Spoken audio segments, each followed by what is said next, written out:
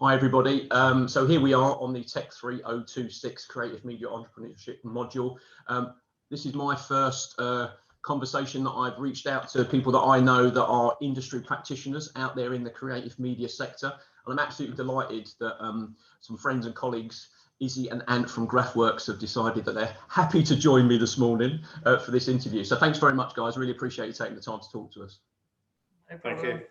Cool. So I'm hoping by the end of it, we'll give people a pretty good idea of what you do and some of the challenges that you've had with your own creative media business over the years. So I've got a few questions that I'm going to kind of tease out, and then hopefully your questions will mean that at the end, when we speak to the guys, I think it's in week 5 that we're putting this lecture out. If any of them got any questions, I'll feed them through to you, specific inspiration wise. And who knows, by the time we all get to the end of the module by next May, we might be allowed out of our house and we could all come and visit and have a coffee, which would be great in your new cafe area, which we'll aim for that. I think that's cool. So first of all, yeah, where did you guys meet? I moved to Leicester in the end of 1998, and through our socials, through social circles, we had friends in common, and just met through friends of friends. And Ant was doing a lot of music when he came to Leicester, and I think your involvement in putting nights on and moving different sort of genres of music meant sort of that was probably how we met and friends, because we were both in Castle Rock Cafe and the hip hop, the early hip hop, less, well, not early, but the sort of turn of the century hip hop events, graffiti and hip hop culture. I would guess, it was probably where it was.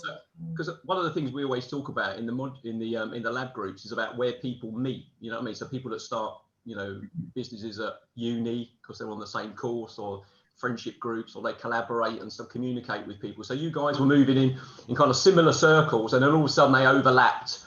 And that's so. How did the first conversation come about that you were going to collaborate together and do something? Maybe like your first event. What would that have been?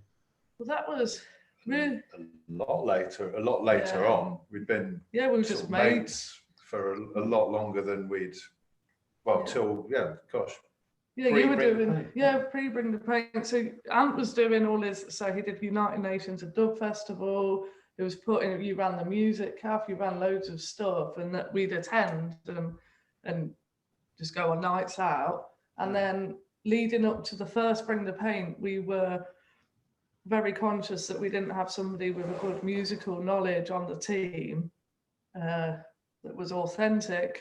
And that is a word that I repeatedly use. So we spoke with Ant, and it was a very organic conversation, and then got involved on the first festival and worked together, and it was just like it clicked, and it was this is how it works. So we both sort of spoke to each other about, shall we move forward? Leading up to Bring the Paint, I had a retail unit for a number of years before that was Graph HQ. We started getting a lot of graffiti commissions. Firstly, the council and the football club.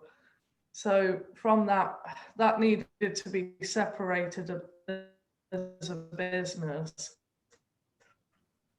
Okay. Then we did Bring the Paint together and worked, and rather than Ant just doing the music, Ant took a much bigger role, and then we worked, and then we said, right, let's start Graffwerk, and then that was straight after the first Bring the Paint, it launched. Okay. A little meeting at LCV depots, discussing names, buying domain names, and it was the ball was rolling. That's it. You suddenly like, when does it become real? Is it when you've decided to do it, or is it when you pay your first domain name annual charge, and you suddenly realise it's cheaper to have a year than 2 years? So you go, well, let's save money. The bank account and the company's house registration. And then realising you got an accountant. Accountant's fees, and then it's on. And this week the guys are just starting to start thinking about costs and survival budgets and all that sort of stuff. So I'll tease some of that stuff out from you later, because I think that's a really important thing. So how would you describe to people what it was that you did before you got together? So Ant, if we start with you, what is it that you would say in a sentence that you were doing when you and his first met? Events, a music events promoter, putting on festivals, and I owned a music cafe, put on a monthly dub sound system night since 2006, and that was me in a bag, really, just music, putting on music events. Yeah, you and your kit. And Yeah. Izzy, what about you? I mean, describe to me the retail unit. What would you say if someone you could stand up and describe what the retail unit was and what it did? What would you say? It's a graffiti shop at core. So we sell spray paint and art supplies and clothing and anything related to graffiti culture. And doing that, we also we were quite active at seeking out legal sites for us to paint. We weren't actively looking for commissions. Our internet is unstable. But yeah, a shop and a bit of a hub for local graffiti people to come to and just get involved and have that place, really. So you were kind of already known for legal. Well, so you were providing those services. Oh God, sorry, we see. There's a delay. Come on, Ant, you go. No, as well as the retail shop, Izzy was pioneering getting like legal spots around the city for, you know, for artists to develop their skills and whatnot as well. So many things. I think this is the thing that's so interesting. It's not just the retail shop and people are coming to you. You're kind of reaching out and finding locations for people, like you said, legal spots for doing it.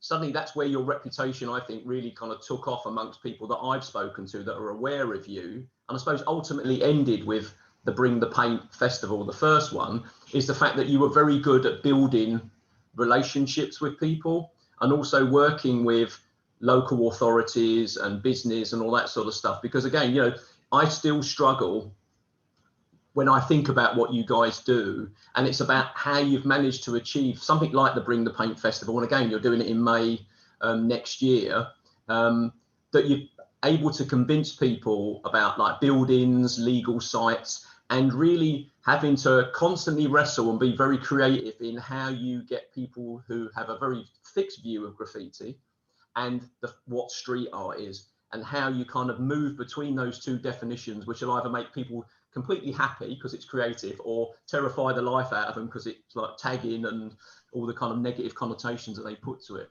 Do you think that's one of your biggest challenges even now, is still moving between those two definitions?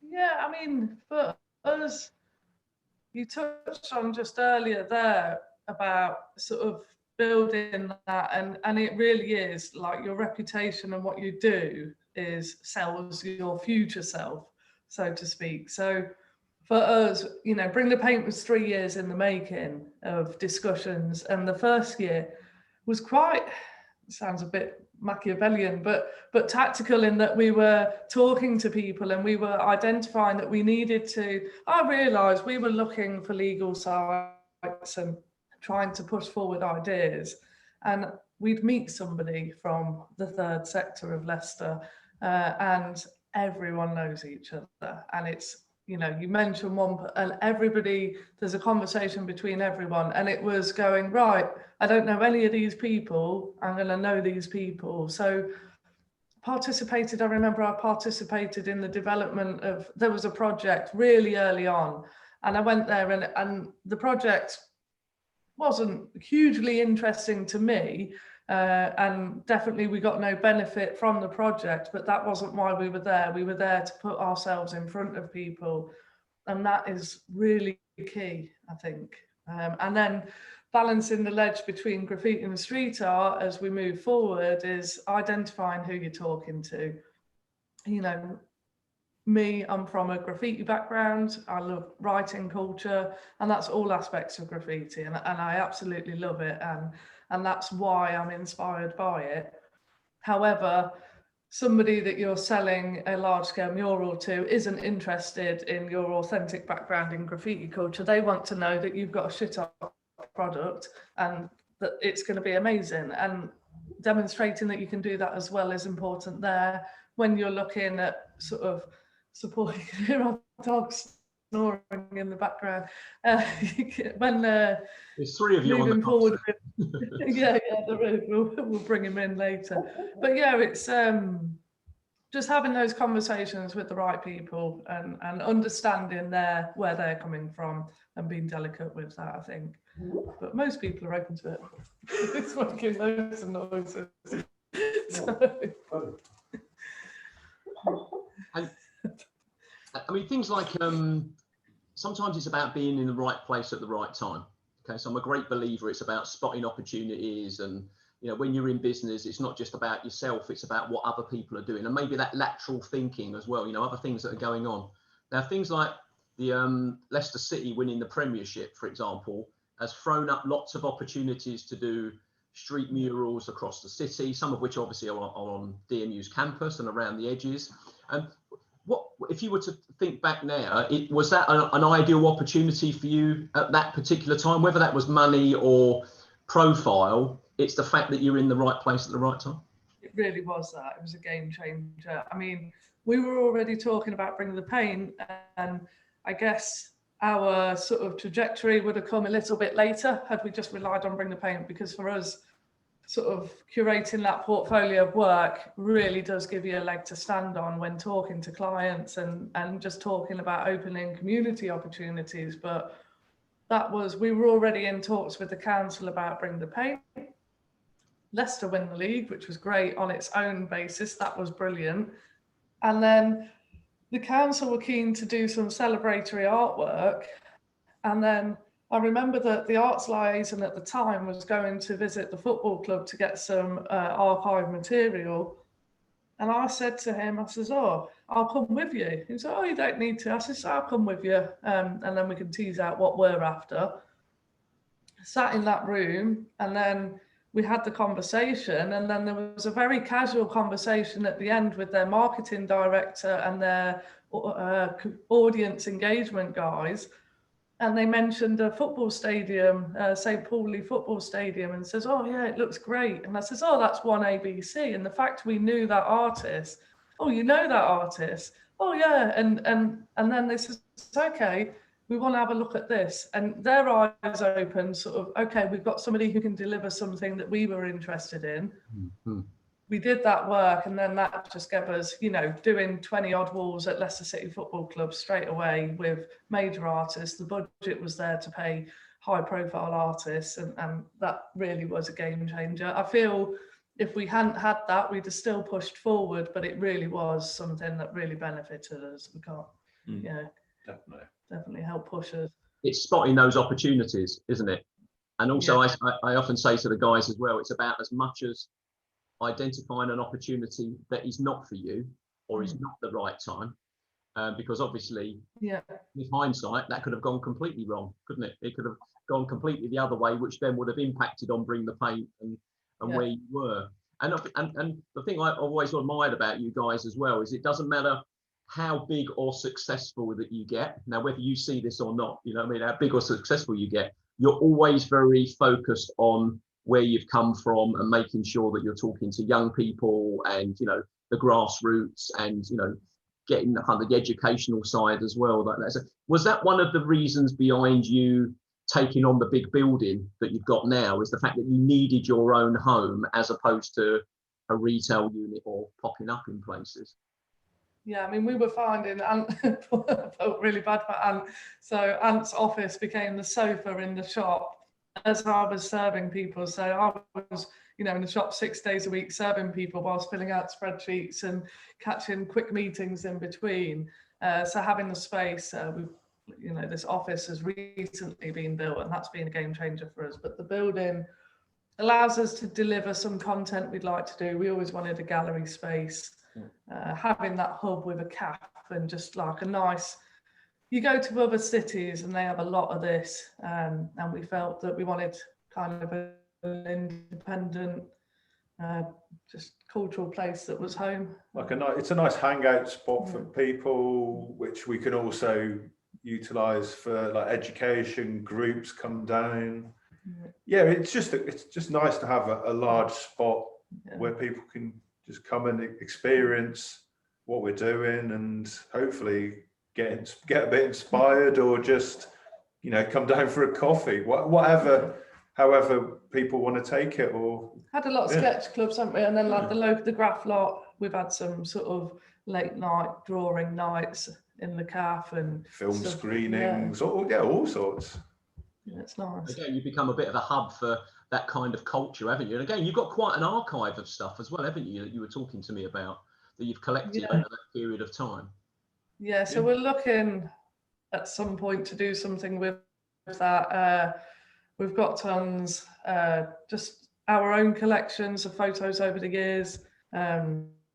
My partner's collection, his photography collection since sort of late 90s is epic. And then the artists that we work with, again, all of their collections that they're keen to do stuff with. So yeah, and you've got with people globally, haven't you? You I think going full circle on something you said earlier is about, you come back to being authentic. So if you're authentic people to be involved with, it's the fact you've got to be authentic yourself, haven't you? You've got to be real. You've got to be immersed in the culture, but also know what you're talking about.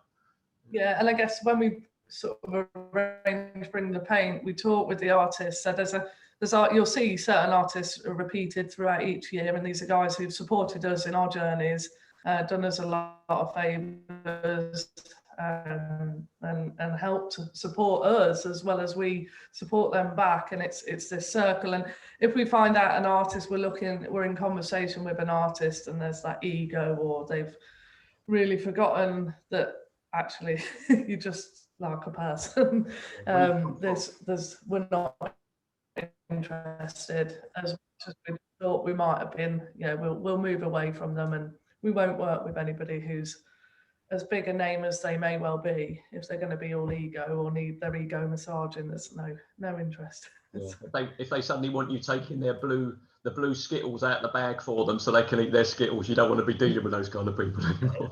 Then for the rider, that's it, they're out. Now, one of the things I want to talk about now is obviously the building that you're in, is a complete and utter mind shift in not only trajectory for your business, but also things like personal health and mental health and well-being, and also things like money and worrying about money. We've gone from you serving 6 days a week in the shop, occasionally talking to Ant, doing spreadsheets, sitting on the sofa, to now having the responsibility of this whole building. Okay, how do you prepare yourself to take that leap from something that you could keep small scale and have big dreams and aspirations and do big events, into turning around something so big as taking a big building? Don't think about it too deeply. Never question your ability. I would never ever. There's not one point where we've gone, can we do this? It's of course we can. Within your heart if you can do something or not. If you're not a little bit scared, you're not moving forward. That's what a good piece of advice. And like Ant says, it's the minute you're doubting your ability, as soon as you question your ability to do something, other people are going to question it. And you just got to crack on. Like, you got to do it. If you got something to do, you go and do it. Don't question it. Just crack on. Yeah, Izzy'd had a shop. I'd had a nightclub. Yeah. We'd had experience in the sector before. Yeah. So it wasn't like a crazy jump of leap of faith or anything. So we knew we could do it. We had an amazing team to help. So from your point of view, it was a natural progression from your point of view. But I do think it's really keen to point out that we're so fortunate that graffiti culture that we've tried to support have supported us immensely, and the guys who work from 6 a.m. in the morning till 6 p.m. at night, and they were coming here and they were working till midnight, volunteering and just help, like mates, just getting stuck in, and all they got paid really was an Aldi pizza and chips, like cooked for them, and they really sort of came together and supported us. And without them, I don't know how we everything fell into place. It would have been bad. We'd still be building. And also like the people.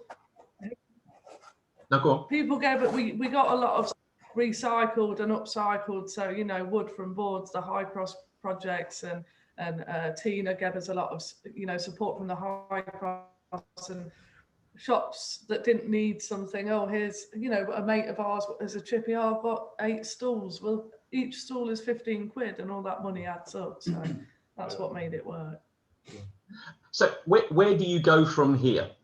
Is it consolidating what you've got for a period of time in your minds with Graff HQ, and then getting more into educational stuff, that kind of bread and butter things that you could do working with young people, or maybe those on the edge of being in trouble? Is it in trying to get it into schools?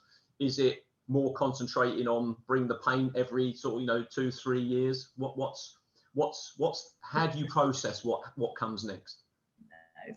It's everything. I mean, we did a bit of a consultation, didn't we? We went to like business therapy, and we had that was quite helpful. We sort of sat back because our journey's been quite rapid, from deciding we were doing, you know, we fell into what we were doing, deciding what we're doing, and then being able to stand back from people just patting you on the back going, oh, wicked job, because there's people, you know, there's things that can be improved drastically. We were talking last week about working practices, about how to make our time savvy, how to keep an eye on projects in a more effective manner. You know, like, I think if anything, it's just reflecting our time management at the minute. Just, you know, we've got staff at the shop. We've just actually hired an additional day on those staff to make sure we've got time available for this. But we want to do everything. I mean, the festival, we want to do more walls. We want to go further afield. As an artist, looking to attend some festivals as an artist rather than just a visitor or a co-curator. Travel and just crack. Just the gallery, like you touched on earlier, the archive. Like, we're still super keen to be doing like a not museum, but something in that line. We're building the artist studios, haven't we? We've got another room to the right of where we are now, and there's an artist studio that's about ready. And then our attic, we're looking for some content in there, and printers, and yeah, so much going on. Looking at what we can do out the backyard, and making the place that we've got better, and making our work better, and pay the bills. Pay the bills, absolutely. Money. Okay, a couple more questions and I'll let you guys go. Yeah, crack on.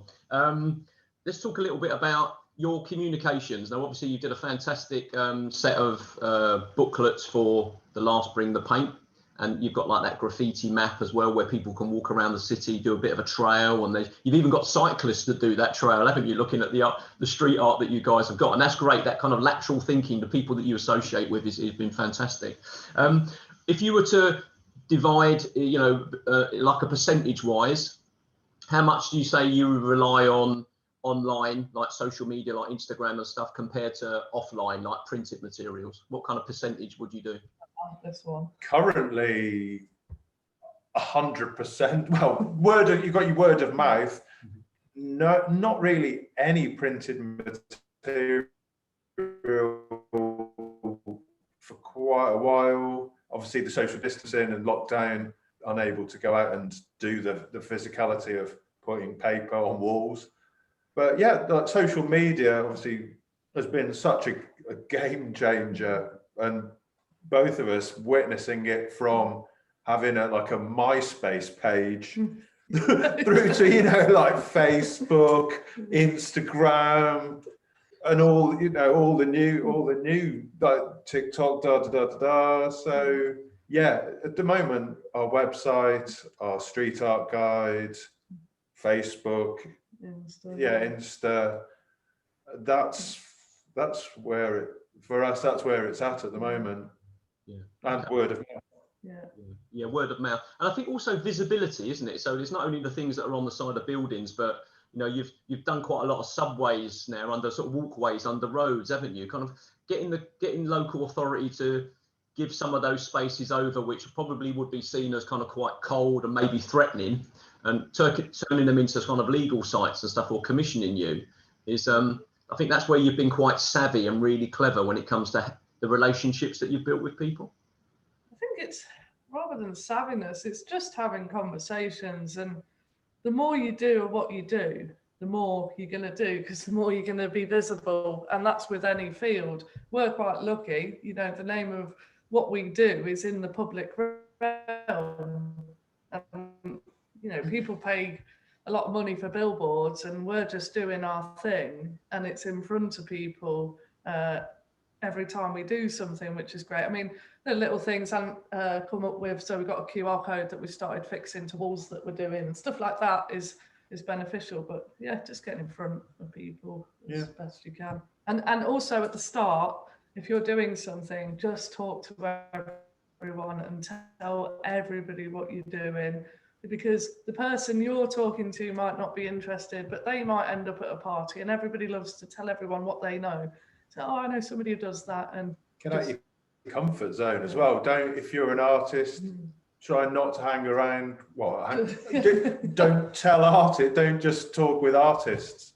Talk with a wider demographic of like people in creative industries and whoever. Be with your peers and be authentic and you know, upskill, but also talk to people you wouldn't. Don't just surround yourself with an echo chamber, because there's nothing that's going to come out of that apart from reaffirmation of everything that you're doing is great. So okay, I've got two final questions. Yeah, the last one's about the street crossing. Okay, so we'll end on a positive. Okay, but the other one is, would you go back and change anything that either of you did before you got together and started working? Is there anything you said you can instantly turn around and say that was a waste of my time, or what do you think? Really, there's little things in like your personal life, maybe, but not in a business sense. It's your journey, isn't it? Yeah, I can't think of anything. I think even where we've done jobs that have been a nightmare, it teaches you to learn. And also we've put a lot of effort into stuff with, you know, time wasters, which only creative, that will be a phrase that they're familiar with. But then you then learn to spot them and solution opportunities. Yeah, that's a really frustrating version of a problem and turns it to a solution opportunity. That's why I want to talk to you both, you know. Yeah. But no, there's nothing. I can't think of anything. You know, there's people, like you say, everything's part of your journey. So even your mistakes make you who you are. So there's nothing business-wise that I can think. Yeah. So final question. Really I want to talk about the street crossing that you've done. Okay. So you've got this thing, you know, there's lots of sort of positivity around it because it's across the road. I mean, it looks amazing, don't get me wrong. You know, Tina and I have gone and taken photos of it. But also it kind of brings out the people that turn around and go, it's a waste of money, you know. So you suddenly become a bit of a stick for beating the city council about how they're spending money in COVID-19. Do you weigh up those kind of opportunities as opposed to the negativity that you might get on social, or when you're doing street art and graffiti, you're used to ploughing your own path and just being positive? You join graffiti culture and you get involved with it, not because you're concerned about the opinions of sort of your general civilian public who just follow a set dialogue, but you do these projects. The first time we did a project and it ended up with a lot of press, and then you go on the comments thread and it really we really read into them. And now we watch out, you know, you get misquoted, misreported, the finances are wrong that they're talking about, and you just go, oh, they've done it again. And you have to not concern yourself too much. I mean, if it was, people are happy, there's great work out there. The guys who are putting vinyl on hoardings, their quotes aren't being plastered all over the press, and they're incredibly expensive. So it's just because it's art. We'd never engage in a project that is a total waste of money. You know, like there's projects that we've been offered that don't sit well with us, so we wouldn't ever go down that avenue. And where the parts we recently, there was a project, weren't there, where it was community funds and it was the sort of money that's going into, you know, allotments and stuff like that within the communities in which we live. Well, at that point, it was a very reduced cost, and yeah, we wouldn't. Yeah. But if you cannot, the press is the press, and unfortunately, there's always going to be people who don't like what you do. Whatever you do, there's going to be people who don't like what you do. And for instance, the crossings, they were like talking money. We, as a group, didn't really make that much money. Like the crossings are handmade, bespoke in Norway. Yeah, and shipped across. They're so labour intensive, and this as a crossing, like they're pretty much the most intricate that have ever been laid in the UK. So the labour was nuts. Yeah. And people don't seem to take that into consideration. Well, a lot of people do, but a lot of people don't. Yeah. The labour, it's so intensive, and that's why they cost money. And I think the people who do, you know, like the artists and a lot of creatives, or even people involved in that sort of thing, they get it. As an outsider looking in, I can see why people question those figures and think, oh my God, that could be spent. The different budgets. We never do anything that we think doesn't sit ethically okay with ourselves. You know, we're not sort of like the evil, I don't know, whatever the press try and portray at times, but it's all good. We just, as long as we're doing and we're comfortable with our route, I think that's what you have to focus on. Yeah, as long as you're doing something that's authentic and you feels real and it sits well with your conscience and maybe your personal ethics and that kind of stuff, then you're cool about that. Okay, I'm going to press you each for one final piece of advice for anyone that wants to be a creative, whether they're in business already or they're thinking of starting and having a side hustle. What do you think is probably one of the most important things to bear in mind, or maybe something that you've learned? I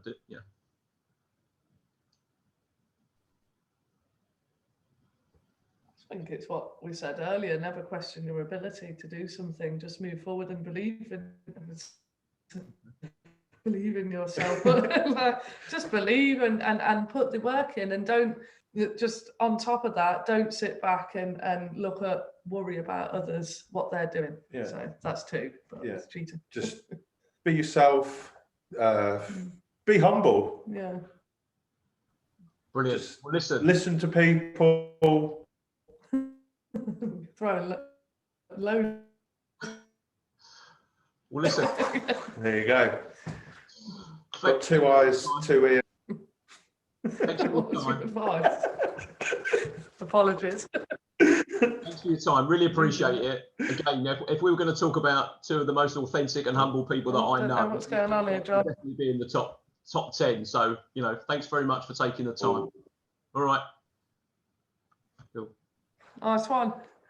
See you soon for a cup of coffee. Well, definitely. Take care. Thank you. Bye.